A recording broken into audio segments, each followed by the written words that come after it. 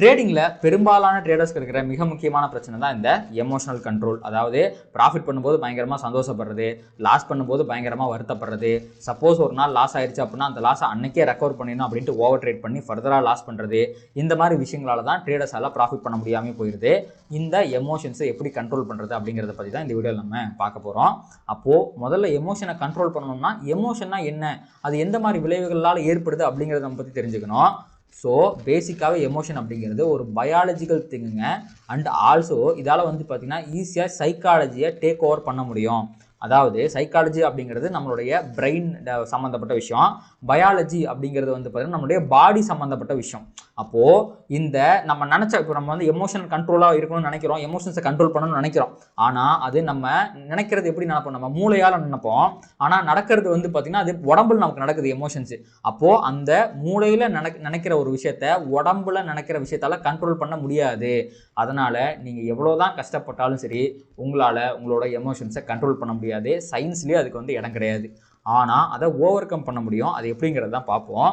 So by definition நியூரோபயாலஜிஸ்ட்லாம் என்ன சொல்கிறாங்க அப்படின்னா, any disruption to the standard familiar pattern that the brain already established is called emotion அப்படின்றாங்க. அதாவது உங்கள் பிரெயினுக்கு ஏதாவது ஒரு விஷயம் புதுசாக நடக்குது அப்படின்னு வச்சுக்கங்களேன், ஐயோ இந்த விஷயத்தை நம்ம இதுக்கு முன்னாடி பார்த்ததே இல்லையே, நம்ம எப்படி இதை ஹேண்டில் பண்ண போகிறோம், இது எப்படி நம்ம சமாளிக்க போகிறோம், இது எப்படி நம்ம வந்து ஓவர் கம் பண்ணி வர போகிறோம் அப்படின்ட்டு அது பதட்டமாயிரும். அது வந்து நம்ம பாடிக்கு சிக்னலை கொடுக்கும். அதுதான் வந்து எமோஷன்.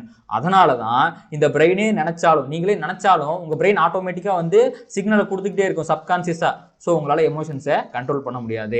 அப்போது இதுக்கு வந்து என்னதான் சொல்யூஷன், நம்மளால் எமோஷன்ஸை கண்ட்ரோலே பண்ண முடியலன்னா நான் எப்படி வந்து ட்ரேடிங்கில் ஓவர் ட்ரேடிங் பண்ணாமல் இருக்கிறது, எப்படி எமோஷன்ஸை கண்ட்ரோல் பண்ணுறது அப்படின்னா, அதுக்கு தான் நம்ம என்ன பண்ணணும், இந்த டெஃபினேஷனை ஒழுங்காக புரிஞ்சுக்கணும்.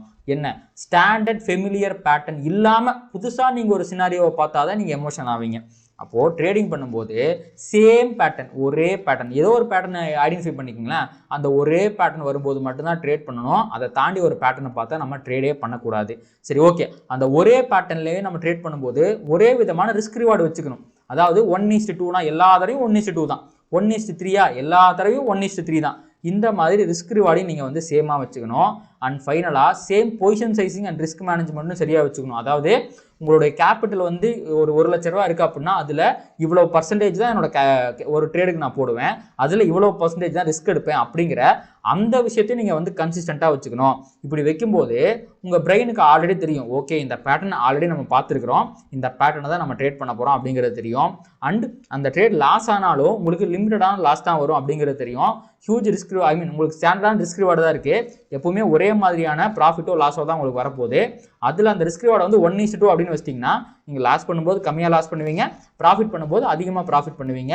வித் ப்ராப்பர் கேபிட்டல் மேனேஜ்மெண்ட்டோட இது பண்ணும்போது உங்கள் பிரெயின் வந்து முதல்ல பதட்டப்படாது. ஐயோ ஏதோ ஒன்று தெரியாத ஒன்று நடக்க போகுது அப்படின்னு வந்து உங்கள் பாடிக்கு சிக்னல் கொடுக்காது. ஸோ உங்களால் வந்து பார்த்தீங்கன்னா எமோஷன் ஃப்ரீயாக இருக்க முடியும். இந்த மாதிரி சயின்டிஃபிக்காக உங்களுடைய ட்ரேடிங்கை வந்து அப்ரோச் பண்ணி பாருங்கள். கண்டிப்பாக பெட்டர் ரிசல்ட்ஸை உங்களால் பார்க்க முடியும்.